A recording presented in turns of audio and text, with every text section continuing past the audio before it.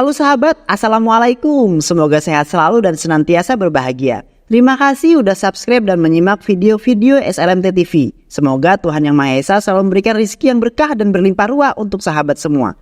Nah, kali ini SLMT TV akan membawakan alur cerita film yang berjudul Nancy Gapu Manitan. Film ini mengisahkan tentang perjuangan seorang pria dalam membalaskan dendam kekasihnya yang telah diperkaos. Walaupun menderita penyakit langka, dia tetap membulatkan tekad dan menghabisi semua pelakunya. Penasaran dengan kisahnya? Tanpa banyak basa-basi lagi, ini dia alur ceritanya.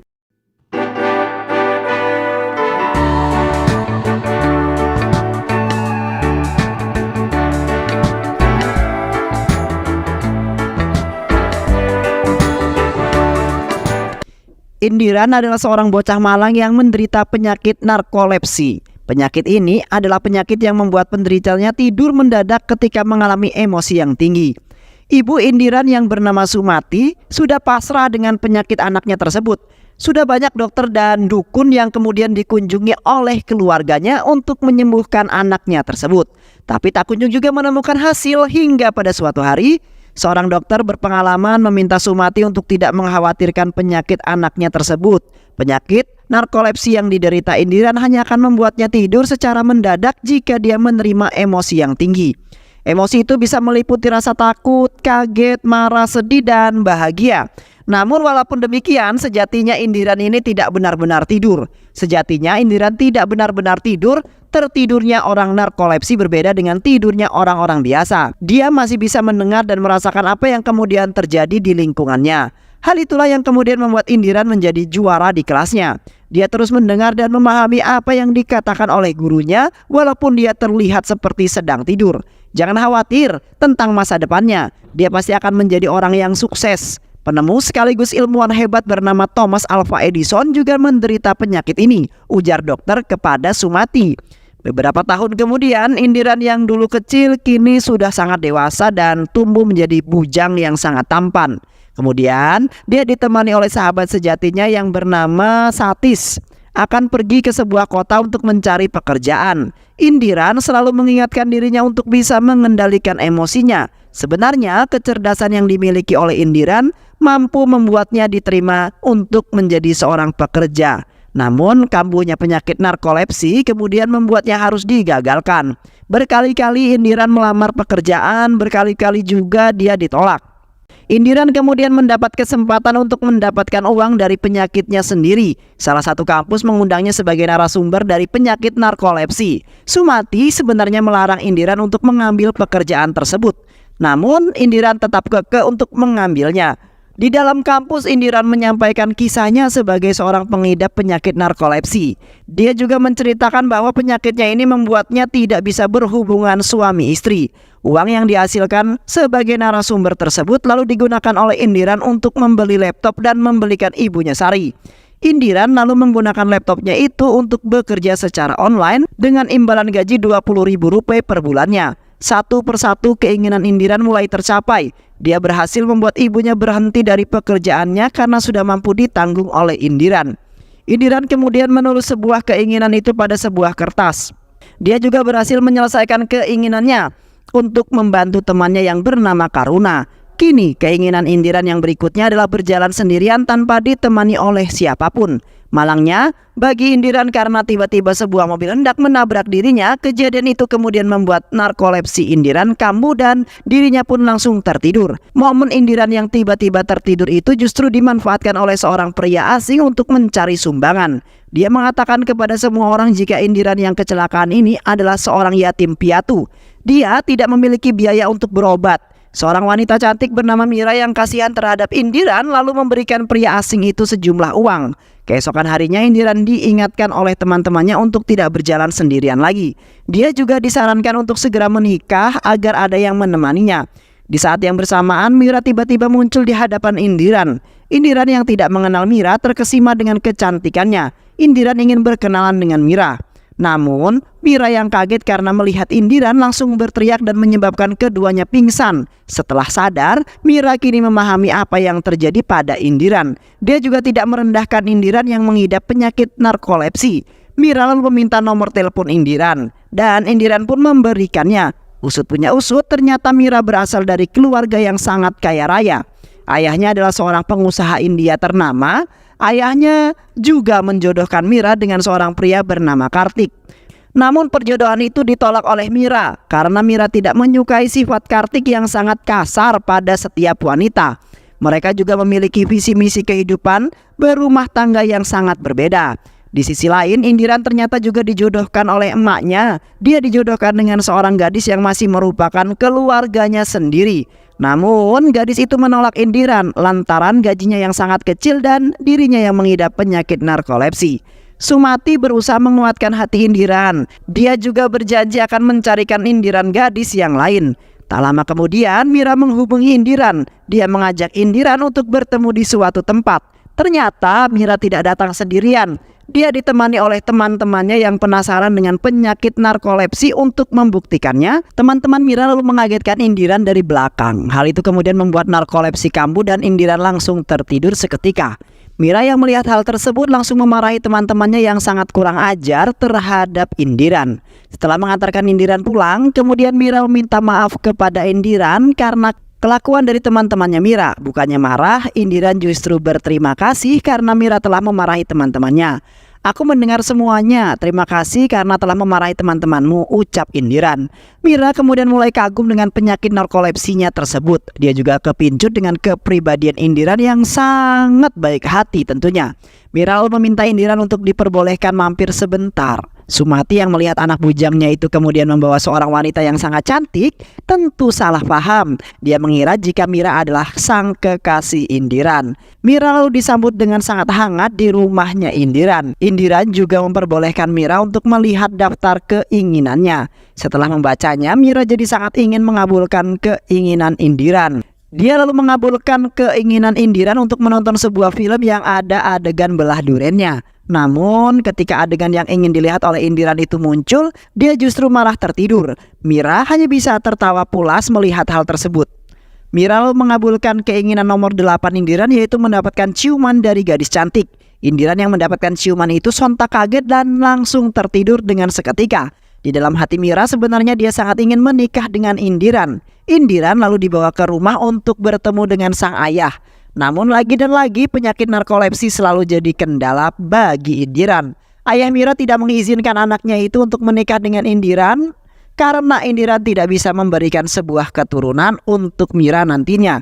Aku tidak butuh uang ataupun kasta karena keduanya itu tidaklah penting. Aku hanya ingin agar anakku memiliki keturunan. Aku ingin ada yang melanjutkan keturunanku, ujar ayah Mira. Indiran jadi sangat malu setelah mendengar kata-kata tersebut. Dia kemudian mulai menjaga jarak dari Mira, bahkan terkadang menghindari si Mira. Mira yang mengetahui hal tersebut jadi sangat marah. Dia tak ingin Indiran menyerah begitu saja. Walaupun Indiran tak bisa memberikan keturunan, namun Mira tetap ingin menikah dengannya. Ayahku hanya mempermasalahkan dirimu yang tak bisa memberikan cucu, ujar Mira kepada Indiran. Mira lalu menanyakan pada Indiran, adakah waktu di mana Indiran tidak bisa tidur? Ada. Waktu itu adalah ketika aku mandi atau terkena air, ucap Indiran. Mira yang mengetahui hal tersebut lalu memikirkan sebuah ide gila untuk bisa hidup bersama Indiran. Dia sengaja mendorong kekasihnya itu ke dalam kolam lalu mencium Indiran dan berwik-wik bersama saat itu juga. Beberapa waktu kemudian Mira hamil anaknya Indiran. Mereka tentu saja sangat bahagia karena memiliki keturunan bukan lagi masalah bagi Indiran. Saat mereka hendak menyampaikan kabar gembira itu pada ayah Mira, tiba-tiba saja sebuah mobil merah melaju dan hendak menabrak mereka. Kejadian itu kemudian membuat Indiran kaget dan tertidur saat itu juga. Mobil itu terus menghalangi jalan mereka. Mira yang kesal lalu turun dari mobil menghampiri mobil tersebut. Tak lama kemudian seorang pria misterius keluar dan langsung memukul Mira. 3 orang pria lain juga keluar dan ikut memukul Mira. Entah apa yang sebenarnya terjadi, tapi mereka terus menyiksa Mira meskipun dia sudah memelas. Anehnya keempat pria itu sama sekali tak menyerang Indiran. Mereka malah asik memukul Mira dan menyiksanya. Mira yang tak berdaya lalu diperkaos dengan sangat brutal meskipun dia sudah mengatakan jika dia sedang mengandung. Indiran yang mendengar jeritan Mira hanya bisa diam meneteskan air mata. Keempat pria itu lalu pergi meninggalkan Mira dan tak lama kemudian polisi datang dan membawa Mira ke rumah sakit. Sesampainya di sana, Dokter menjelaskan kepada ayahnya Mira jika Mira telah diperkaos oleh beberapa pria dengan sangat brutal. Kebrutalan itu kemudian menyebabkan anak yang dikandung Mira keguguran. Ayah Mira sangat terkejut mendengar penjelasan tersebut. Dia tak mengira jika anaknya yang hamil di luar nikah itu kini keguguran dan dalam keadaan koma. Indiran lalu dipukul dengan sangat keras. Ayah Mira kecewa karena Indiran tak mampu melindungi anaknya. Pukulan ayahnya Mira itu kemudian membuat Indiran kembali tidur. Sasti dan juga Karuna lalu membawa Indiran pulang ke rumahnya. Hati Indiran benar-benar hancur. Ibunya juga terkejut dengan kondisi anaknya yang berantakan. Keesokan harinya Indiran yang dipanggil ke kantor polisi untuk memberikan keterangan, namun dirinya tak mampu mengidentifikasi pelaku karena saat itu hujan turun dengan sangat deras. Ayah Mira kembali dibuat kesal sebenarnya. Indiran masih sangat mengingat kejadian itu. Dia lalu pergi ke lokasi bersama dua sahabatnya. Indiran menyesali apa yang sudah terjadi. Dia tak mampu berbuat apa-apa saat Mira sedang diperkaos. Teriakan dan jeritan Mira terus menghantui pikirannya dan di saat yang bersamaan dia mengingat jika salah satu dari pelaku bernama Sakar. Indiran bersama kedua sahabatnya lalu pergi menemui preman dan membeli pistol ilegal. Wajah Indiran yang dulu polos kini berubah menjadi sangat murka. Sementara itu, Mira yang masih dalam keadaan koma lalu dibawa pulang oleh ayahnya. Indiran yang mengetahui hal tersebut berusaha untuk menemui Mira walaupun terus dilarang. Ayah Mira lalu mengizinkan Indiran untuk menemui Mira. Hanya ada kesedihan dan air mata yang tampak di wajah Indiran. Dia terus meminta maaf dan menyesal karena tak mampu melindungi Mira. Indiran lalu berjanji akan terus merawat Mira hingga kembali sehat. Ayah Mira yang tak tega dengan nasib putrinya tersebut lalu memutuskan untuk meninggalkan Mira di rumah Indiran. Ayah Mira berharap kehadiran dan suara Indiran mampu menyelamatkan putrinya dan membuatnya sadar kembali dari komanya. Kau harus berbicara kepada Mira, itulah pesan ayah Mira kepada Indiran. Kini aksi balas dendam pun dimulai. Indiran mulai bergerak untuk mencari informasi-informasi yang perlu dia ketahui. Dia kemudian menanyai semua orang-orang yang dikenalnya. Teman Mira lalu kemudian menyampaikan kecurigaan terhadap Kartik. Indiran lalu bergerak menemui Kartik, namun Kartik mengatakan jika dia sama sekali tak mengetahui peristiwa tersebut. Indiran benar-benar kesulitan untuk menemukan pelakunya. Indiran yang kemudian memiliki ide lalu pergi bersama Sasti menemui ketua preman yang berkuasa di wilayah kejadian. Tapi ketua preman itu tak berkata jika pelaku bukan dari wilayahnya. Tak lama kemudian Indiran menemukan sebuah cara untuk mengatasi rasa tidurnya. Dia menggunakan sebuah headset dan menyetel musik di telinganya. Ternyata cara itu sangat ampuh untuk membuat Indiran tak lagi kaget dan tertidur. Keesokan harinya Indiran kemudian menemui seorang polisi untuk mencari informasi. Dia menanyakan daftar pelaku pemerkosaan yang sudah bebas. Tapi tak lama kemudian sebuah sirine terdengar dari sebuah mobil. Indiran ingat jika suara sirine itu sama persis dengan sirine mobil pelaku. Apalagi berdasarkan keterangan polisi mobil pelaku itu berwarna merah. Indiran lalu menghampiri pengendara mobil itu dengan sangat murka. Pengendara lalu mengatakan jika 10 hari yang lalu mobilnya diperbaiki di bengkel wilayah Sanigaram. Indiran lalu pergi ke bengkel tersebut bersama pemilik mobil. Namun sesampainya di sana ternyata bengkel itu sedang tutup karena jam makan siang. Kecurigaan Indiran memang tak keliru. Ternyata seorang pelaku bernama Sekar sedang membeli rokok di tempat dia menunggu. Masalahnya, Indiran tidak mengenali wajah Sekar. Sekar yang kemudian menyadari keberadaan Indiran segera pergi melarikan diri. Penjual rokok itu lalu memberitahu bahwa orang itu adalah seorang mekanik bengkel yang sedang Indiran cari. Indiran tanpa basa-basi lagi langsung kemudian mengejar Sekar dengan penuh amarah. Sasti lalu memberitahu Karuna jika Indiran sedang mengejar salah satu pelaku. Indiran terus mengejar Sekar yang berlari ke sebuah gedung bertingkat, namun tiba-tiba trot, Sekar tewas dibunuh oleh Karuna. Ternyata Karuna terlibat dalam pemerkosaan tersebut. Dia tega membunuh Sekar untuk membungkam mulutnya. Mayat Sekar lalu Karuna buang ke dalam tong sampah. Karuna lalu melukai dirinya sendiri dan berteriak seolah-olah Sekar telah menyerangnya. Indiran yang mendengar teriakan itu langsung berlari menghampiri Karuna. Sesampainya di sana, Karuna berkata jika Sekar telah melarikan diri. Namun Indiran sama sekali tak peduli. Dia hanya ingin menyelamatkan Karuna. Indiran lalu membawa Karuna ke rumah sakit. Di rumah sakit Karuna kembali mengingat alasan mengapa dia melakukan ini semua. Semua ini dia lakukan hanya untuk membalas dendam pada Indiran. 3 tahun yang lalu, istri Karuna yaitu Pevita kedapatan selingkuh dengan temannya Karuna yang bernama Arvin. Perselingkuhan itu sudah mereka lakukan selama 1 tahun lamanya. Indiran yang mengetahui perselingkuhan itu kemudian meminta Pevita untuk berhenti dan tak menemui Arvin lagi. Indiran tak tega jika Karuna yang setia justru dihianati. Pevita lalu menghubungi Arvin dan menyampaikan jika perselingkuhan mereka telah diketahui oleh Indiran. Usut punya usut, ternyata itu semua hanyalah drama Pevita saja. Pevita sengaja berselingkuh dengan Arvin untuk memeras hartanya. Karuna sang suami adalah sutradara di balik rencana tersebut. Kedua pasutri memanfaatkan kekayaan Arvin untuk melunasi utang mereka dan hidup bermewah-mewahan. Ketika bertemu Arvin, Pevita berpura-pura ketakutan dan meminta Arvin untuk mengakhiri perselingkuhan ini.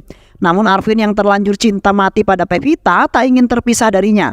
Pevita lalu mengatakan kepada Arvin ada sebuah cara agar mereka tetap bisa melanjutkan perselingkuhan ini, yaitu dengan memisahkan Karuna dari mereka. Pevita menceritakan jika Karuna hendak membuka usaha di Amerika, namun dia tak memiliki cukup modal. Arvin yang mendengar hal tersebut dengan sigap dan memberikan Karuna dana dan membuatnya pergi ke Amerika. Dengan begitu, Arvin dan Pevita bisa kembali bermesraan. Indiran yang mengetahui jika Pevita masih berselingkuh dengan Arvin kembali datang menemuinya. Dia tak ingin Karuna terus-menerus dihianati. Karuna yang ada di rumah itu langsung bersembunyi dari pandangan Indiran. Tapi Indiran mengetahui semuanya. Setelah pulang, Indiran menghubungi Karuna dan menanyakan posisinya. Karuna menyatakan kepada Indiran jika dia baru saja sampai di rumah. Padahal Indiran menghubunginya saat masih berada di tangga rumahnya. Indiran lalu menemui Arvin dan mengungkapkan semuanya. Jika Pevita dan Karuna sudah bekerja sama untuk melorotin harta Arvin. Arvin yang mendengarnya tentu saja murka. Dia datang menemui Karuna dan meminta Karuna mengembalikan semua uang miliknya. Karuna yang mendengar hal itu kemudian langsung terkejut bagaimana Arvin bisa mengetahuinya. Karuna menolak mengembalikan uang Arvin dengan alasan dia juga telah memberikan tubuh istrinya pada Arvin. Pevita lalu menyampaikan dengan selengean jika dia siap kok menjadi istri Arvin. Arvin yang mendengar keselengean itu langsung murka dan menampar Pevita hingga jatuh membentur meja. Darah segar mengalir dari kepalanya Pevita dan Pevita tewas saat itu juga. Karuna yang kalap melihat istrinya tewas lalu menusuk Arvin dengan sangat brutal. Namun cerita yang berbeda justru Karuna sampaikan pada Indiran. Karuna mengatakan jika Arvin dan Pevita pergi ke luar negeri, sebenarnya Indiran, saat kau datang ke rumahku, aku sebenarnya ada di dalam rumah. Aku sengaja bersembunyi karena aku malu atas perselingkuhan yang terjadi antara Pevita dan juga Arvin. Sebelum kedatanganmu aku bertengkar hebat dengan Pevita karena aku mengetahui perselingkuhan mereka. Pertengkaran itu kemudian membuat Pevita pergi ke rumah Arvin. Mereka lalu pergi ke luar negeri saat malam itu juga. Ujar Karuna sambil berpura-pura menangis. Di dalam hatinya sebenarnya Karuna ingin membalas dendam jika kebahagiaanku telah kau hancurkan. Maka aku juga akan menghancurkan kebahagiaanmu, Indiran. Kembali lagi ke masa kini, di mana saat itu Karuna sedang menghubungi Guna, ketua preman sekaligus atasan Sekar. Karuna mengatakan cerita yang berbeda kepada Guna jika Sekar telah tewas karena dibunuh oleh Indiran. Guna lalu meminta menyuruh Karuna untuk membawa Indiran ke tempat di mana Sekar dibunuh. Di malam harinya Karuna mengajak Indiran untuk kembali ke tempat itu. Dia menjaga jarak dengan Indiran agar bisa berkomunikasi dengan Guna. Tapi Guna dan salah satu anak buahnya sudah menunggu Karuna. Karuna dihajar tanpa belas kasihan. Ternyata Guna telah mengetahui bahwa Karuna lah yang telah menghabisi Sekar.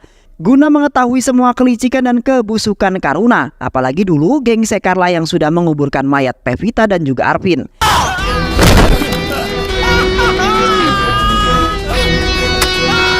Setelah itu Guna pergi mengawasi Indiran. Dia ingin segera menghabisi Indiran. Salah satu anak buahnya lalu disuruh untuk melepaskan headset yang dipakai oleh Indiran. Indiran tentu saja marah. Dia ingin menghabisi ketiga orang yang telah memperkaos Mira, kekasihnya tersebut. Tapi di tengah jalan amarahnya justru membuat narkolepsinya kambuh dan sontak membuat Indiran tertidur. Indiran lalu dihajar oleh mereka semua dengan sesuka hati. Tapi salah satu dari mereka malah melakukan kesalahan. Dia mencabut pipa air karena ingin menghajar Indiran. Sehingga semburan air yang mengenai Indiran malah kemudiannya membuat bangun. Dan saat itu pula Indiran bangkit dan langsung menghajar mereka semua. Satu persatu mayat mereka mulai berceceran. Indiran melibas mereka dengan sangat brutal hingga pada akhirnya hanya menyisakan Guna seorang.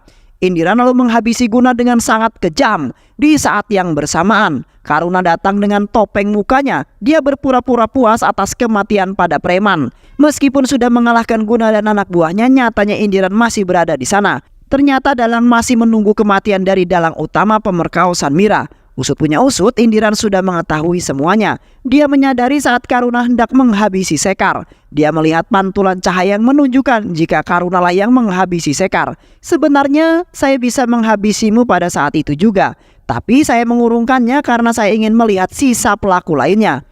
Indiran lalu menghajar Karuna tanpa basa-basi. Dia kemudian melupakan semua perasaan pada tinjunya itu. Mengapa kamu membuat Mira menderita padahal dia tidak ada hubungannya dengan semua ini? Aku yang melakukannya. Lantas mengapa Mira yang dihukum? Mengapa? Mengapa? Mengapa? Karuna akhirnya menjawab semua pertanyaan itu. Aku bisa saja langsung membunuhmu, tapi aku tidak melakukannya. Aku ingin membuatmu hancur. Aku ingin membuatmu menderita. Aku ingin kau merasakan penderitaan yang kurasakan. Indiran sudah tak tahan lagi dengan semua yang terjadi. Dia lalu membunuh Karuna, sahabatnya sendiri.